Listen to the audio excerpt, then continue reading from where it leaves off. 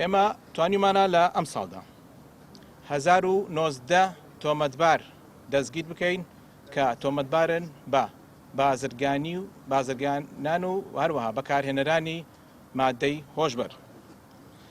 لە نێو ئەو 1990 کەسەدا بە پێی مادەی سی لە یاسای بەرەنگاربوونەوەی مادە هۆشبەرەکان کە تایبەتە بە بەکارهێنەرانی مادەی هۆشبەر 523 تۆمەتبار دەستگیر کراون.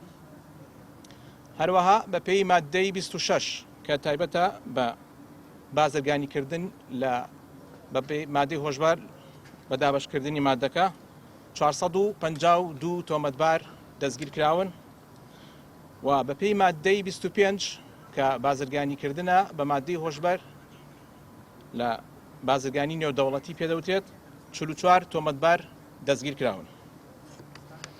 جیاوازی تەمەنی دەستگیرکراوان لەم ساڵدا لە نێوان 18 ساڵ بۆ 64 ساڵدایە. لەو ژمارەیە 49 تۆمەتباریان ڕەگەزی مێن، 970یان ڕەگەزی نێرە.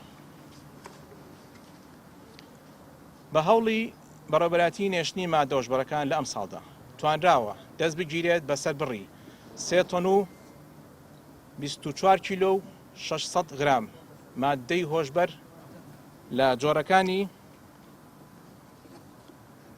کپتاگۆن، کریستاڵ، هێرۆین، تلیاک، کۆکاین، ئەسید، تۆوی شادانە، هەبی ترامادۆڵ و حەشیش و چەندین جۆری تر.